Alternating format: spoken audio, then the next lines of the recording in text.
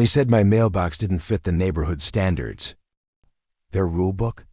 Full of illegal nonsense. And I had the receipts. They sued me. But they didn't know what was coming. It all started with something so small, so insignificant, that most people wouldn't think twice about it. My mailbox. To me, it was nothing more than a sturdy little box at the end of my driveway. A black metal post-mounted model with a fayong de wuna. Locking door, a small flag, and a decorative number plate that matched my house. It wasn't flashy, it wasn't unusual, and it definitely wasn't offensive. But to the homeowners association, it was apparently a crime against the entire neighborhood. When I first received the letter from the HOA, I honestly thought it was a joke. The envelope looked official, with their stamp in bold letterhead, and inside was a neatly typed notice claiming that my mailbox did not meet the community's aesthetic standards. They gave me 30 days to replace it with an approved model, or else I would be fined $50 per day until it was corrected. Now, I've lived in this neighborhood for years, and in that time, I've seen all kinds of mailboxes. Some are rusty and leaning sideways. Some are faded from the sun, covered in peeling paint. A few are literally duct taped to stay standing. Compared to those eyesores, mine looked pristine. It was practically brand new, carefully installed, and matched the trim of my house. But according to the HOA, it didn't fit their uniform image. At first, I considered ignoring it. Maybe it was just a formality, something they sent out by mistake. But a week later, another letter arrived, this one harsher, with words like violation, non-compliance, and fines accruing. That's when I realized they weren't joking. They were serious. What made this whole situation worse was that I had never even been told about these supposed mailbox rules when I moved in. I had gone through the bylaws, the neighborhood guidebook, all the paperwork they gave me when I signed my closing documents. Nowhere did it say anything about mailboxes needing to be uniform. I knew because I double-checked the binder myself. And yet here they were, threatening me with daily fines over something that wasn't even mentioned in writing. I wasn't about to back down. I've always been the kind of person who hates being bullied, and that's exactly what this felt. Like bullying, the HOA wasn't concerned about the mailbox. They were concerned about control. And if they thought I would just roll over and replace it without asking questions, they were in for a surprise. At first, I tried reaching out politely. I emailed the HOA board, asking them to show me the specific rule I had supposedly broken. I wanted proof in black and white, something written down in the bylaws or guidelines that stated my mailbox wasn't allowed. Their response was infuriating. Instead of answering my question, they sent me a vague statement about maintaining neighborhood harmony and ensuring consistent visual appeal. They never once quoted an actual rule. That's when I knew something shady was going on. Over the next few weeks, I started doing my own research. I dug out every piece of paperwork from when I bought my house. I combed through the HOA's covenant documents, every single page, line by line. And sure enough, there was nothing about mailboxes. Not a single line. They had landscaping rules, lawn maintenance requirements, even specific garbage can placement instructions, but nothing about mailboxes. So where were they getting this from? I attended the next HOA meeting to see for myself. It was held in the clubhouse, a dimly lit room filled with folding chairs and the smell of stale coffee. The board members sat at a long table in front, looking smug as ever. The president, a sharp-tongued woman with a reputation for micromanaging, called the meeting to order. When the floor opened for resident concerns, I stood up and asked them, politely, to show me where the mailbox rule was written. The room went quiet. The president shuffled some papers, cleared her throat, and gave me the same vague answer about neighborhood standards. But when I pressed her, she admitted the mailbox requirement wasn't actually in the official bylaws. Instead, she claimed it was part of an unwritten guideline the board had agreed upon years ago. Unwritten guideline. Those words stuck in my head like nails on a CHAO. HOAs can't just make up rules on the spot. They can't enforce fines based on unwritten anything. If it isn't in the bylaws, if it hasn't been properly voted on and recorded, then it's meaningless. And yet here they were, threatening me with hundreds, possibly thousands of dollars in fines over a rule that didn't even exist. At that moment, I realized this wasn't just about my mailbox anymore. This was about standing up against a board that was abusing its power. They were counting on me to cave in, to be intimidated, and to pay up without a fight. But instead, I decided to fight back. I documented everything. Every letter, every email, every meeting note. I took photographs of my mailbox from every angle, showing that it was clean, secure, and in good condition. I took photographs of the other mailboxes in the neighborhood, the crooked ones, the rusted ones, the ones literally falling apart. If they were going to claim mine wasn't up to standard, I was going to show the world what they were ignoring. And then, after weeks of back and forth, the HOA did things. They filed a lawsuit. That's right, they actually took me to court over a mailbox. They claimed I was in violation of the community covenant, that I owed them thousands of dollars in accrued fines, and that if I didn't comply, they would place a lien on my house. Most people would have panicked at that point. A lawsuit is serious. It's intimidating. But instead of fear, I felt determination. Because I knew the truth. Their case wasn't just weak, it was non-existent. They were bluffing with empty rules, and I had the receipts to prove it. The moment I got the court summons, I called a lawyer. Not just any lawyer, but one who specialized in HOA disputes. When I showed him the letters, the supposed rules, and the lack of any actual bylaw, he shook his head in disbelief. His words were simple: they don't have a case. And if they push this, it's going to backfire. And so the battle officially began. A small mailbox had now spiraled into a full-blown war between me and the HOA board. A war they had started, but one I intended to finish. As I left my lawyer's office that day, I couldn't help but smile. They thought they had me cornered. They thought I would give in. But they had no idea just how badly they had underestimated me. This wasn't just about a mailbox anymore. This was about exposing everything wrong with how they operated. And I was more than ready to take them down. The moment the HOA filed their lawsuit, the tone of everything changed. What had started as a series of smugly written letters and vague threats suddenly transformed into a legal battle. They weren't just posturing anymore, they were putting their claims in writing, on official court documents, and they were going all in. When I received the court paperwork, I sat at my dining table with the thick packet spread out in front of me. The claims were almost laughable. They alleged that my mailbox violated community standards, that my non-compliance threatened property values, and that I owed over $3,000 in accumulated fines. On top of that, they demanded I replace the mailbox with an approved model, plus cover their legal fees. Reading through it, I almost had to laugh. It was so flimsy, so blatantly overreaching, that I knew they had no leg to stand on. But laughter quickly turned to frustration, because no matter how ridiculous it looked, this was still real. I still had to take time out of my life, money out of my pocket, and energy out of my day to fight it. That was their weapon, intimidation through inconvenience. They weren't just trying to win. They were trying to wear me down until I gave up. But I wasn't about to give them that satisfaction. The first thing I did was meet with my lawyer again. I handed him the stack of court documents, and he flipped through them with the same skeptical expression he'd had the first time we met. After reading a few pages, he sighed and leaned back in his chair. His words echoed exactly what I had been thinking. This is nonsense. He explained that in order for the HOA to enforce a rule, it has to be explicitly written into the bylaws, properly adopted by vote, and applied consistently across the community. Their case relied on none of those things. They were trying to enforce an unwritten guideline, which simply doesn't hold up in court.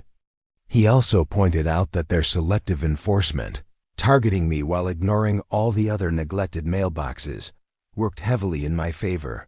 But even though our position was strong, he warned me that HOAs often rely on one thing: intimidation.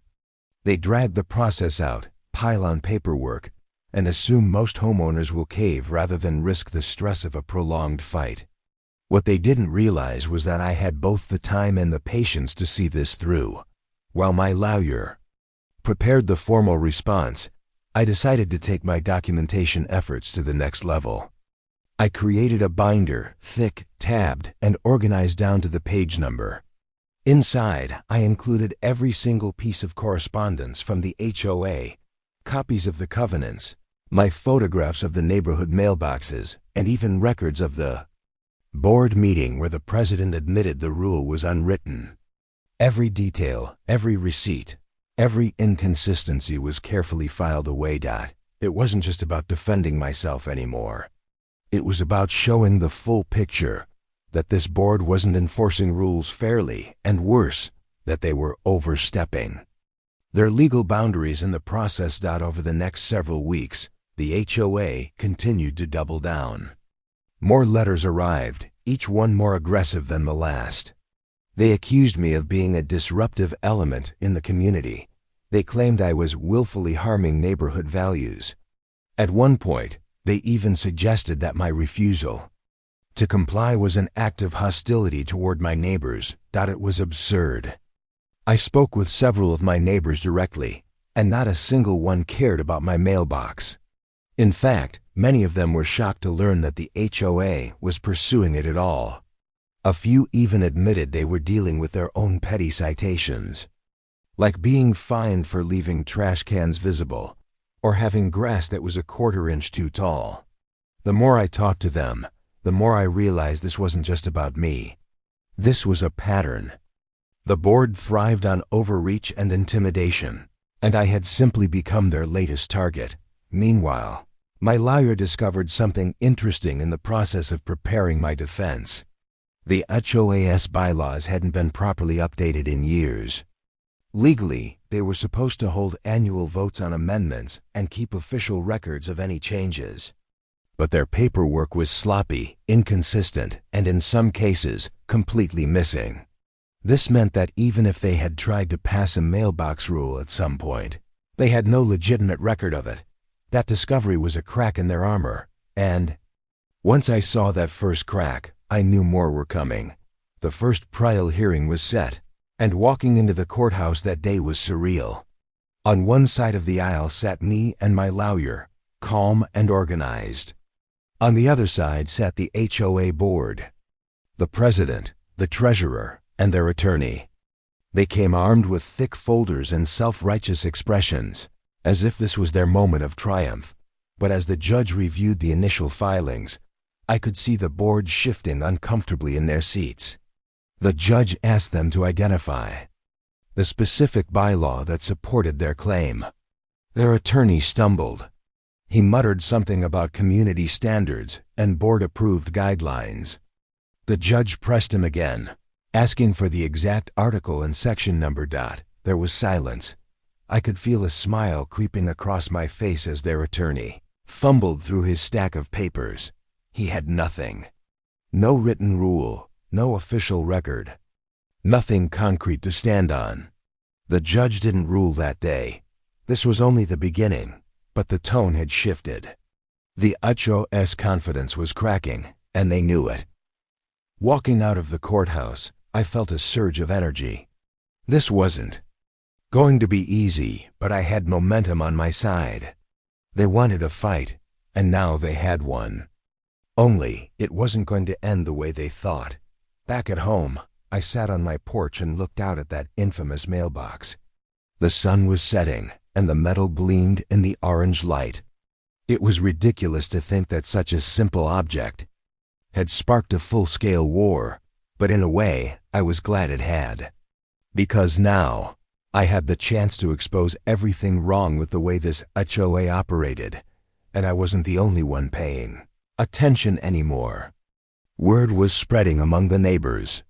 People were starting to whisper about the lawsuit, about the board's overreach, about the possibility that their own fines and citations were just as baseless as mine. The board thought they were making an example out of me. What they didn't realize was that I was about to become the example that turned the entire neighborhood against them.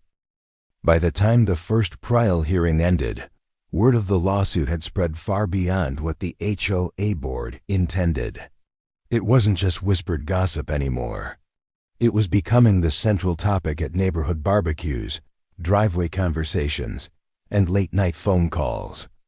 People were curious, people were skeptical, and most importantly, people were starting to question the board's authority. For years, the HOA had operated with an iron grip. They issued citations, collected fines, and made demands that most homeowners grudgingly complied with. The board thrived on the assumption that nobody would dare challenge them. And for the most part, they were right. Most families were too busy, too stressed, or too afraid of confrontation to fight back. But my case was different.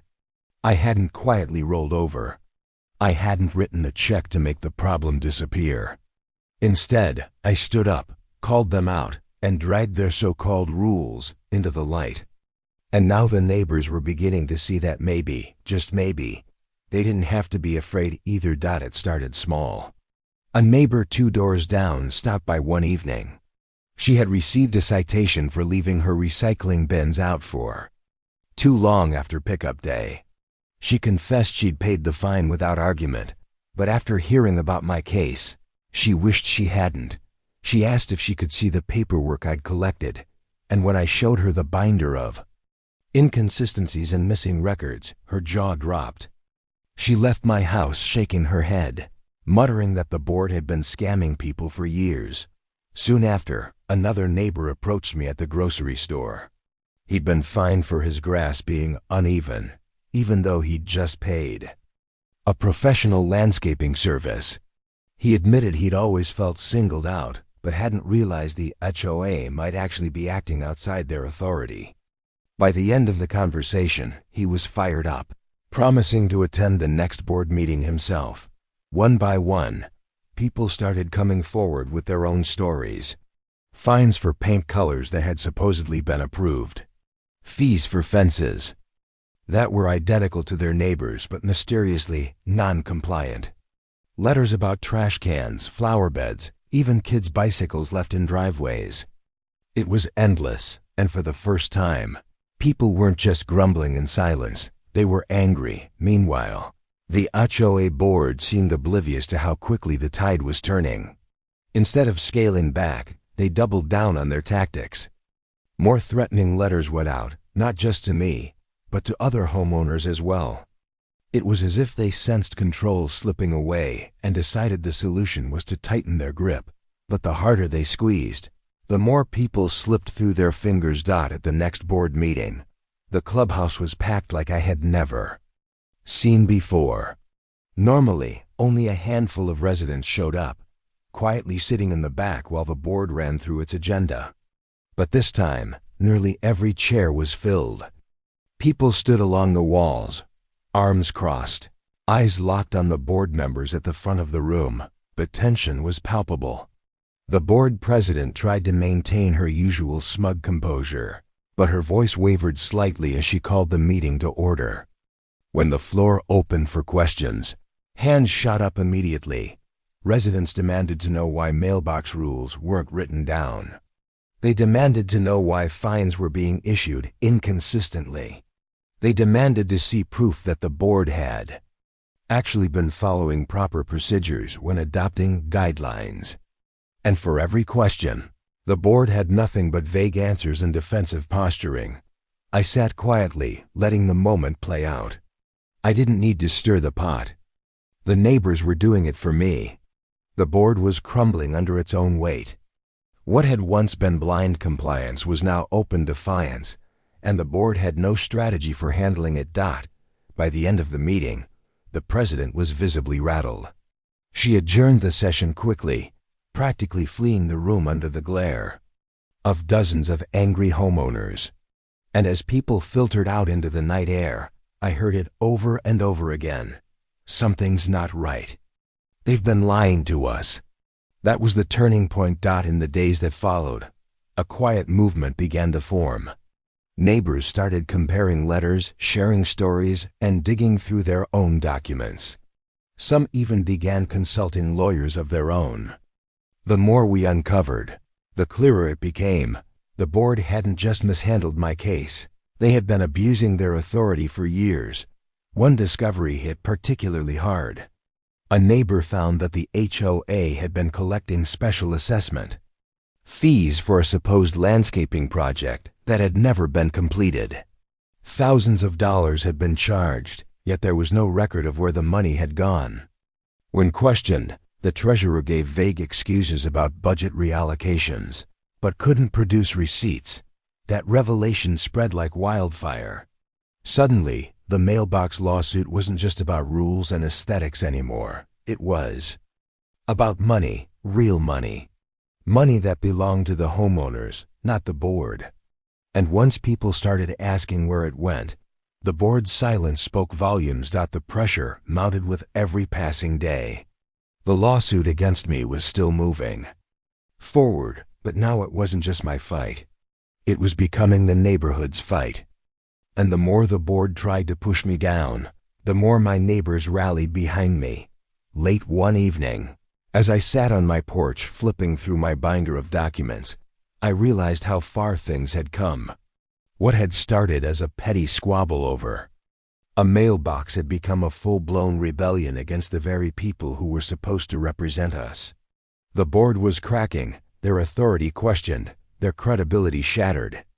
And we were just getting started. The next court date loomed on the horizon, and I knew it would be a pivotal moment. The HOA was cornered, desperate to prove they still had control.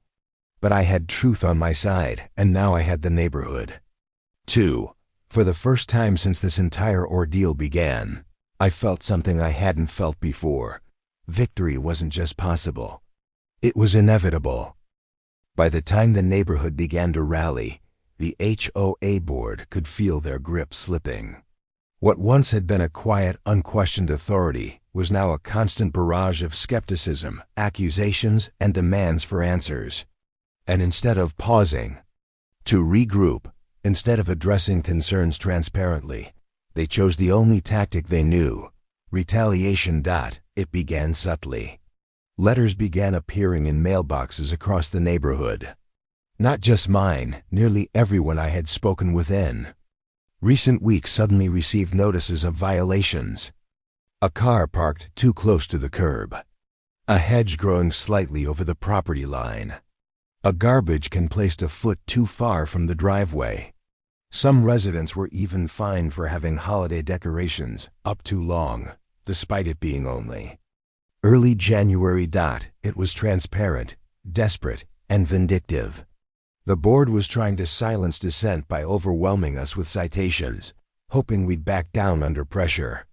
But instead of silencing the neighborhood, it enraged them. People began holding their letters up at community gatherings, comparing them side by side, and realizing just how arbitrary and baseless they were. The board hadn't just picked a fight with me anymore. They had declared war on their own residents. My own mailbox became a symbol of defiance. Every day, I saw neighbors stopping at the end of my driveway, taking pictures of it, shaking their heads at the absurdity of the lawsuit. Some even started decorating their own mailboxes in solidarity, adding flags, decals, or bold paint colors. What had once been a minor detail of the neighborhood was now a banner of rebellion. Board didn't take kindly to that. Within a week, they issued a sweeping notice of compliance, demanding that all mailboxes conform to uniform standards. Once again, no such standards were written in the bylaws, and yet they tried to push it through as if their word was law. But here's where their desperation truly began to unravel them. To enforce these new standards, they would have needed an official vote, a recorded amendment to the bylaws, approved by a majority of homeowners.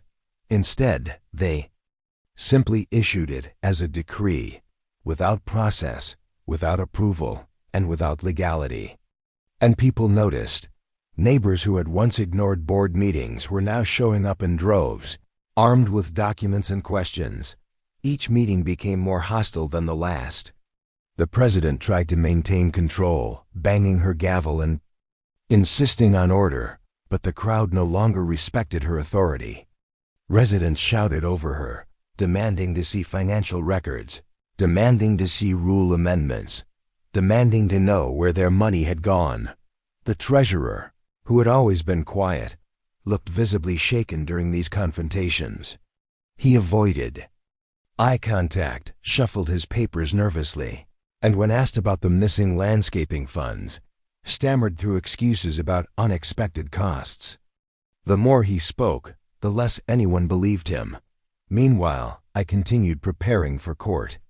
My lawyer was methodical, guiding me through depositions, evidence submissions, and legal filings. He explained that while the HOA's case was weak, the board's growing misconduct was actually strengthening mine. Their retaliatory letters, their selective enforcement, and their failure to follow proper amendment procedures weren't just bad optics. They were potential violations of state HOA law. And then, the board made their boldest, most foolish move yet. They filed a motion to place a lien on my house. Their claim was that I owed thousands in fines for failing to comply with mailbox regulations. They argued that until I replaced my mailbox, those fines would continue accruing, and the lien would ensure payment. It was an outrageous overstep, and one they had no legal standing to pursue. But it revealed just how desperate they were becoming. My lawyer was thrilled. He said it was the exact kind of overreach that judges hate to see, a board abusing its power to bully a homeowner. It would backfire, he promised, and deep down, I knew he was right. But still, the idea that they were trying to put a lien on my home sent a chill down my spine. This wasn't just about principle anymore. They were trying to jeopardize the roof over my head. News of the lien attempt spread quickly, and when my neighbors found out, the outrage boiled over. People who had remained neutral until then began openly criticizing the board. Some called for resignations. Others began drafting petitions to remove board members entirely. For the first time, the idea of dismantling the HOS leadership didn't seem like a pipe dream. It seemed like a real possibility. But the board wasn't finished lashing out. They hired a private security company to patrol the neighborhood, supposedly to monitor compliance.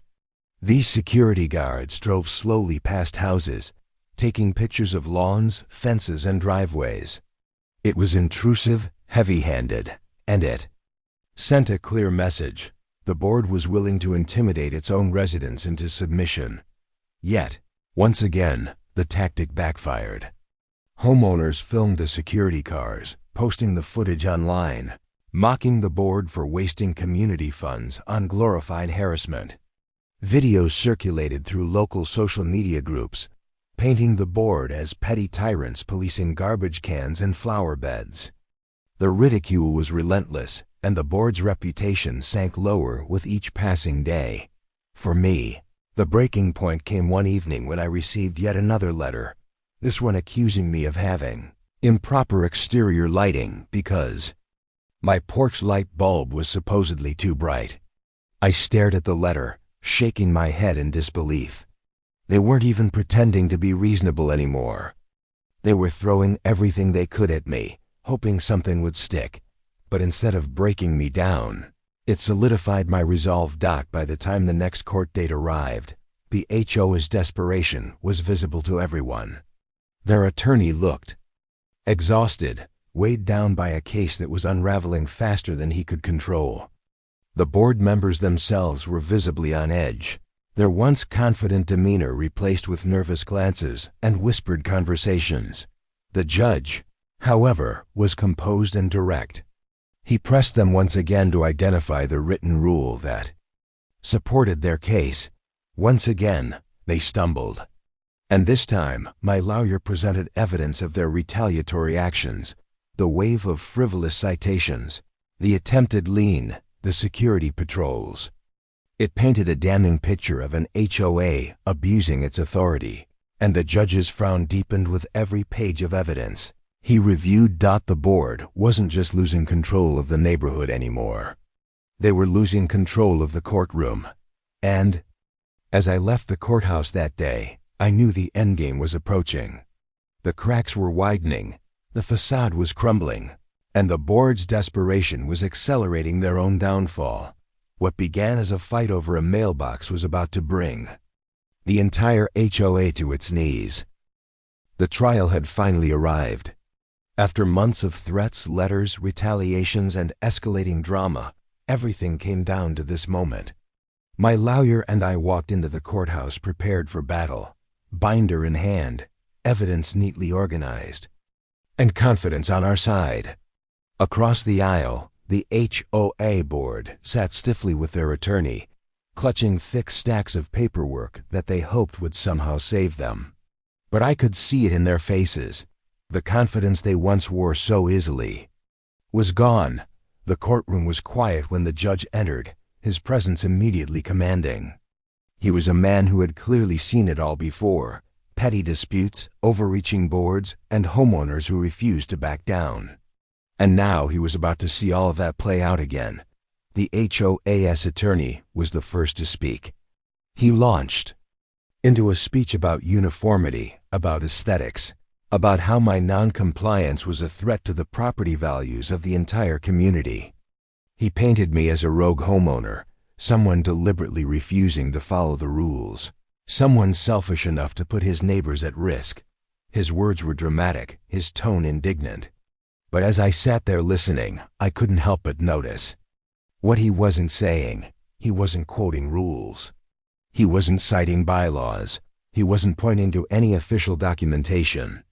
Instead, he leaned on vague phrases like community standards and board guidelines. And I knew the judge was noticing that too. When it was our turn, my lawyer rose with quiet confidence. He didn't need theatrics or exaggeration. He opened my binder, handed the judge copies of the covenant documents, and explained calmly that nowhere, not once, not in any section, was there a rule about mailboxes. He pointed out that the HOA had admitted in a recorded meeting that the rule was nothing more than an unwritten guideline. He highlighted the selective enforcement, showing photographs of dilapidated, mismatched mailboxes throughout the neighborhood that had never been cited.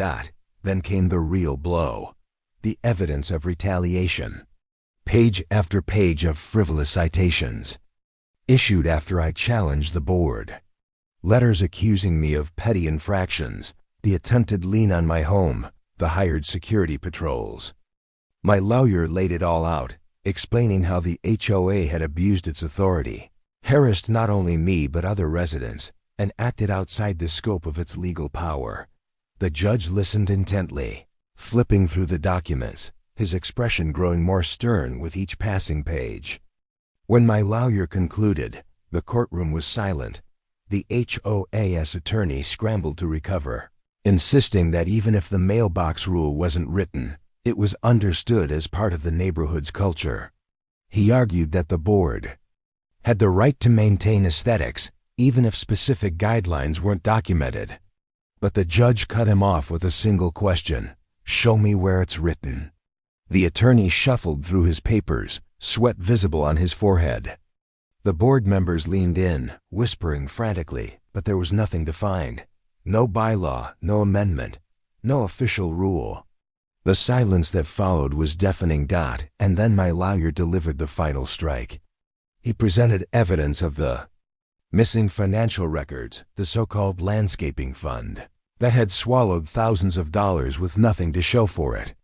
He didn't accuse anyone directly of embezzlement, but the implication hung heavy in the air. The HOA wasn't just overreaching. It was mismanaging funds, possibly even misusing them. At that point, the judge's patience snapped. He leaned forward, his voice firm, and told the HOA's attorney that their case was built on unenforceable guidelines, selective enforcement, and improper conduct. He announced that the lawsuit was dismissed, immediately, completely, and without merit. The words hit like a thunderclap. I felt the weight of months of stress lift from my shoulders in an instant.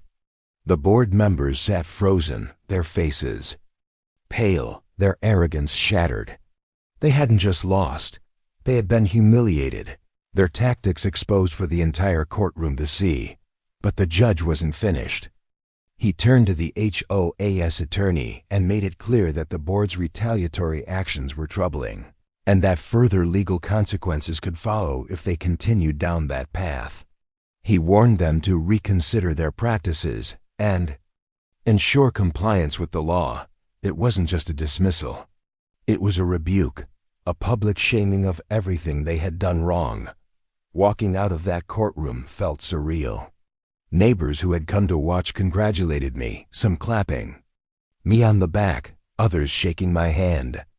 Word spread quickly through the neighborhood that the HOA had lost, and by the time I returned home, it felt like the entire community was buzzing.